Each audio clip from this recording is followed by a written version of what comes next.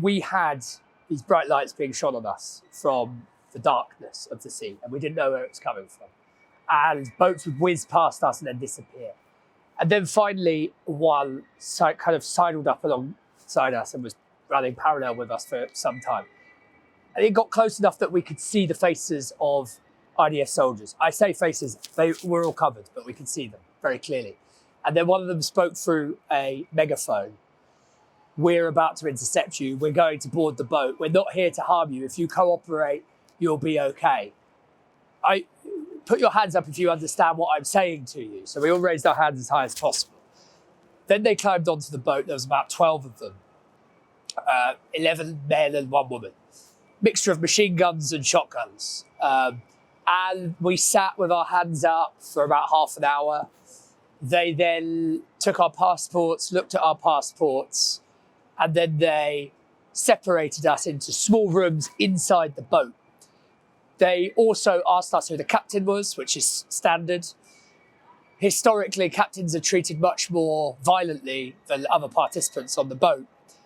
So we have a protocol where we wouldn't tell them who the captain was and so on. So anyway, this went on for a while. A funny anecdote, and this is something I want to emphasize, is that though what happened overall and in general was pretty horrific, we saw so many signs of like gimcrackness in Israel's protocols and like signs that it's falling apart, it seems. I'll give you an example. These guys are an elite Israeli naval force, the S-13, and they spent most of the night on our boat vomiting from seasickness. And when they were standing there with their machine guns and their shotguns, they were really struggling to stand up because the boat was rocking. It was extremely comic and absurd while also being pretty disturbing and, potentially very lethal. And that sort of juxtaposition of the absurd and like the gimcrackness of Israel under the surface and the kind of lethal force that it wants to project went on throughout the whole experience. What happened when you got to Ashdod? Well, that was when the real fun started. That's when it really started to dawn on me in particular that the light interception, as they call it, and light interception, it was still taking us hostage, it was still kidnapping in international waters, but it was non-violent in a sense. What really struck me was that was lulling us into a false sense of security. And as I climbed off the boat, one of the IDS soldiers said to me, "Enjoy it, good luck." And it was very clear several minutes later that the strategy that they've gone for was a light interception, so-called, and then, crashing down to reality as we got to Ashdod. So I walked out of the boat and immediately a police officer grabbed me by the scruff of the neck and dragged me. I had my hands up, dragged me out to an open yard in front of the port of Ashdod. And there were maybe 300 people from the flotilla on their knees, either with their hands bound or with their hands behind their backs. Officers, and total silence. The eeriest thing about it was the silence. Officers walking around, prowling between people, kicking people every now and again, saying, "Keep your heads down, do not communicate with each other, hands behind your back, getting right up in people's faces and ears when they were facing the ground on their knees. So it was very intimidating. And at that point, I thought, fuck, okay. So one of the guys grabbed me and chucked me on the floor, cut my knee. Not very severely, but it was still a bit of a moment. Threw me on the ground, cut my knee, and then I sat as still as I could, which isn't very easy for me. I don't sit still easily, for probably 2.5, 3 hours, on my knees with my hands behind my back. And it was at that moment that they tried to pull their first publicity stunt, which I'm sure everyone's seen, Ben Gvir being wheeled out. So I was there on my knees with my head on the concrete with these guys breathing down our necks, prowling around us. And suddenly I saw some legs go past me and a few more legs go past me. And I dared to look up a bit and I realized, fuck, that's Ben Gvir. But this is, again, I think, a good moment for teasing out showing the kind of failure of their strategy, the kind of gimcrack absurdity of what they were trying to do all the way through. Ben Gvir obviously came because he thought that he could prowl in front of us like a cat in front of mice, and that we'd be cowed, that we'd be terrified. Immediately, everybody started shouting "Free, free Palestine" and calling him a baby killer and so on. And actually, the Israeli police were really shocked. Everyone was really shocked because they didn't expect that. They expected us to be terrified. And everybody was defiant. And Ben-Gvir started shouting at us, "You're terrorists, you're terrorists." And we shouted, "You're a baby killer, free Palestine." And we drowned them out. And then, 10 minutes later, he went away. 10 minutes later, the Israeli police came out and they put these kind of plastic, the things that are used in construction to tie very, very tightly on all our hands. Basically everyone there, because everyone was chanting. So they tied our hands, and then we were there for the next 2 to 3 hours. I was struggling so much with pins and needles. And after about 3 hours there, I was then asked to go inside, and I was then processed through the processing centre and sent to jail. And can you tell me a bit more about how people were treated in the prison? Because we've heard some very worrying stories. We were denied water. The only water source we had was feculent water running out of a tap in the toilet. So brown water, which we strongly suspect was infected with fecal matter. That was the only water that 10 people, in my cell at least, had access to. And everyone we met said the same thing. We had no yard time. We had to stay in this cell, 10 of us, all day, every day, apart from when we were taken to see the Consular General. People were denied essential medicine, not just denied it, they had it thrown away in front of them. I'm talking about people with heart conditions, a guy who was HIV positive, needed his meds, a young woman of 25 who could have seizures any moment if she didn't have her meds. All of these things are prohibited under the Geneva Convention. I saw male prison guards tearing hijabs off women's heads and throwing them on the floor and laughing at them. I know of 2 women who were sexually assaulted, grabbed, frisked in a totally inappropriate and violent, aggressive way. I know of a woman who was on her period and was denied sanitary towels, and she has a problem where, I can't remember the term, I think it might be haemophilia or something, where her blood wouldn't clot. So she was basically bleeding out. And she's anemic. She was pretty close to death at one point, and they didn't care. There was on the last night I was there, the most disturbing thing that I witnessed, the thing that made me feel most disempowered and the most alienated from humanity and the world, was we just turned off the light in our cell and said goodnight to each other. It was about 10 p.m. And of course, the cells faced each other, and they were broken into, aisles. So we could all hear each other. Probably 120 people could all hear each other in one aisle, about 10 cells. And we just turned out the lights, we'd said goodnight, and suddenly somebody shouted, "Emergency, medical emergency, we need a doctor. There's a guy in here who's struggling to breathe." And all day we'd been saying, "Doctor, where the fuck is our medication? Doctor, doctor." And they'd say, "Fuck off, we don't care." And they'd bang the door and walk away. So, but this was different. This was somebody who was they were shouting, "Please help, please help, please get a doctor. He's having a heart attack, he's having a heart attack." So we all got up, and it was so disturbing to hear it echoing around. We all got up, we all went to the doors, to the windows. We all started smashing the doors, kicking, shouting, "Doctor, doctor," whistling. And this went on for about half an hour. Nothing. They did not care whether this guy lived or died. And there was nothing we could do. It didn't matter how hard we bashed. It didn't matter how hard we screamed. It didn't matter what we said. They were not going to come to help this person who was apparently having a heart attack. I think he survived. I don't know, because I left a day and a half ago now. I don't know what's happened. He was better by the morning, by the time I left, but that's the last thing I know. Are you relieved to be back? Yeah, I'm really relieved to be back, but I'm also really concerned about everybody still there.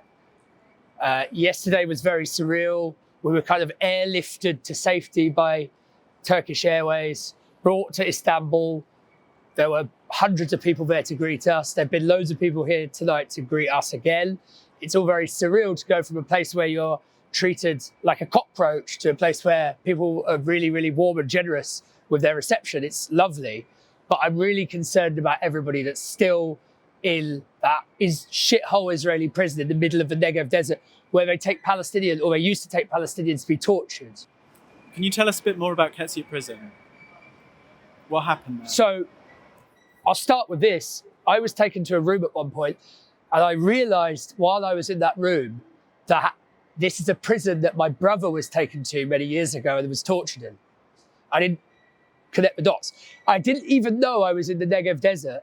I didn't even know we were in that prison until I was dragged out of a cell, blinking in the sunlight, having been in the dark cell for 12 hours, and kind of, made my way over to the British consul general, who told me, I said to him, "Where are we?"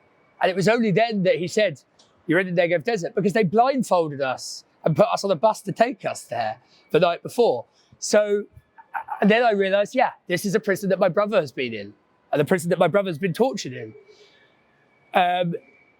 It's the most godforsaken place I've ever been in my life. It's in the middle of the desert and everything is makeshift. It's corrugated iron. The guards are repulsive, animalistic individuals, as you would expect. They're violent. They hate each other, which actually was quite promising. Israel's violence turning in on itself. But it was there on vivid display, and they were racist, as you would expect. They were total knuckleheads, as you would expect. They didn't respect any aspect of due process that was there kind of superficially. So there was a judge, and then they would sit in front of the judge would talk to us, and they would say, "Oh, sorry, you haven't received your medicine. We're so sorry. We'll sort that." As soon as you're out of the room, you don't get a thing. They threw people's medicine in the bin in front of them. I saw a 75-year-old man with a serious heart condition have his medicine thrown in the bin. He said to them, "I could be dead by this time tomorrow." And they laughed and said, "We don't care." The kind of stuff that you would expect from people committing genocide. And our experience really is a cameo in the theatre of cruelty that is Israel's treatment. Palestinians are the protagonists of that. They live it every single day. Ours was just a brief cameo. And I was there for 2 days, and I felt like I'd been there for 2 years. So I can't imagine how it feels for Palestinians. So you didn't make it to Gaza. Do you think the flotilla was a success? Yeah, I think it was a huge success. I think it was a huge success for several reasons. And those reasons won't fully come to light until everyone is released, and everyone tells their story. So it was a success on several levels. First of all, it was a political success because we drew literal national navies, NATO navies, out onto the seas to protect the flotilla. It's a shame they won't do it for Gaza, of course. It's a real shame they won't do it for Gaza. But it escalated things for Israel, and it lowered the calculus of risk for us. I strongly believe that one of us or several of us would have been killed if it hadn't been for Spain, Italy, and much more surreptitiously, Turkey's intervention. I really believe that. They certainly would have carried on droning us. And that, Israel was beaten back. Israel was beaten back by that decision. The only thing Israel understands is states flexing their muscles. It's the only thing it understands. And that happened for the first time in God knows how long. So that was a success, a huge political success. I found out yesterday that a community or several families or something in Gaza were able to eat fish. They were able to fish because we kept the IDF busy. And so they were fishing out on the shores. Usually they'd be shot. They weren't because we were keeping them busy. It's a small success, but it's a success. It means a lot to me that, a few people were able to eat the fish in their waters that is rightfully theirs because we kept the IDF busy with our boats. That's another thing. The final success is this. On the first night that we arrived there, everybody was so battered and beleaguered and frightened that the guards were really trying to taunt us and humiliate us, and they were succeeding. On the first night, we got into our cell, 10 people to a cell, and we all fell asleep. It was exhausting. The whole day had been exhausting. It was 6 a.m. About 10 minutes later, they came and bashed on the door turned on the lights, said, stand up. We got up, and then they laughed, turned off the lights. We went back to sleep. 10 minutes later, they did the same thing. They did that for about 2 hours.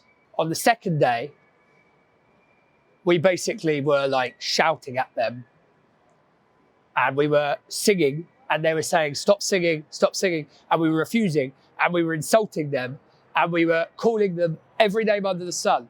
Tommy Marcus, who's a Jewish American guy from New Jersey, was screaming in their faces, you are Nazis, you're effing Nazis, you're not giving me my medication, you're not giving us our medication, you're denying us water, fuck you all, you're Nazis. And they were terrified, they were genuinely terrified. They were overwhelmed. Later that day, the Italian Consular General came down to visit the cells and to visit the Italian inmates. And they were standing there like frightened school children because we were screaming at them, telling the Italian Consular General what they had been doing to us. And they looked terrified. And they talked, they were threatening to do X, Y, and Z, but they didn't do anything. So we turned the tables on them psychologically. And I think that is demonstrative of something deeper going on in Israeli society. They're very frightened, they're very ignorant, and they don't understand why the world hates them, but they know that the world does hate them. Keir Starmer, Yvette Cooper, the British government have not said a peep about the flotilla. They've not said that they condemn Israel's actions. How does that make you feel? I just think that they've rendered themselves utterly meaningless. And so I actually even struggle to care. I think what you guys were doing, what people were doing, I mean, in the end, governments influence other governments and big business influence governments. But also civil society influences governments. The Italian consulate was instrumental in getting us on a plane yesterday. So was the Turkish. And the only reason that happened, especially in the case of Italy, where you have basically a fascist government that's very close to Israel on a lot of things, is because Italy was on fire. People were refusing to work. They were shutting things down. I only know this secondhand, but I understand that's the case. And so because of that, we were able to get a plane. They chartered a plane. They were forced to charter a plane and get us out of there. And the Turkish took it upon themselves to do the same because Turkish civil society is very pro-Palestine. And there are obviously geopolitical dimensions to this as well. We weren't naive to that. Erdogan wanted to use it as an opportunity to get one over Israel. But to the point on Starmer and Yvette Cooper, I don't expect anything from them. They're utterly meaningless people, and they're going to be out of power very soon. One day, the time will come, in a few years' time, when they will realise that they didn't have to do this. They didn't have to expend all of their political capital protecting a foreign state, a foreign government committing genocide that would not spend a single shekel to save any of their skins, that laughs at them, that thinks that they're pathetic. That's how Israel regards Britain and Starmer and Yvette Cooper. It wouldn't, as I say, it wouldn't piss on them if they were on fire. It really wouldn't. So the fact that they're willing to drain their political capital week after week, day after day, to save Israel or to protect Israel is utterly risible. It is absurd, and it renders them totally and utterly meaningless as people and as politicians. Keir Starmer, thanks for nothing, mate. So there's another flotilla on the way now. Do you have a message for them? Yeah, they're going to be treated harshly, and I'm worried about that. And it's going to coincide probably with October 7th. So I am worried about them. But, good on them. All the courage in the world to them. They will survive it. I'm confident of that. They will come back to tell the tale. But we need to, all of us, keep up maximum pressure, which is why I'm happy to be back. I'm really happy to be back in ways I can't begin to tell you. But we really, really need to keep maximising the pressure on our government, however ineffectual it is, other governments, other leagues of civil society in other countries, so that as much pressure, the oversight can be placed on Israel as possible. Because they would love to kill us. I mean, they would have loved nothing more than to kill us like they kill Palestinians, like the rest of us brush our teeth in the morning. But they couldn't do it. The only reason they couldn't do it is because there was something of a straitjacket imposed upon them by civil society and in turn by governments. So we really need to keep our attention on what's happening to that flotilla. I'm really worried they're going to be treated more harshly than we were, because you can see that the Israeli authorities are fed up and they're overwhelmed, and they are a bit like a rabbit in the headlights. Do you think Israel is losing the propaganda war? Yeah, definitely. Israel's lost the propaganda war. What Israel's doing now is living in the aftermath of the loss of what was once so successful for it, which was a very, 77 years, well, not 77 years, but 70 years, 60 years, something like that, of almost untrammeled, favourable coverage from liberal quarters as much as anything else in the world. The Hasbara machine, the propaganda machine that Israel relied on, was really successful. The wheels have come off over the past 20 years, over successive atrocities and now full-scale genocide. So Israel's lost the propaganda war completely. What it's doing now is it's in the stage of decline where it's killing everything and everyone it can. But that violence is turning inwards as well. And I definitely saw signs of that. And, underneath the surface, Israel is falling apart.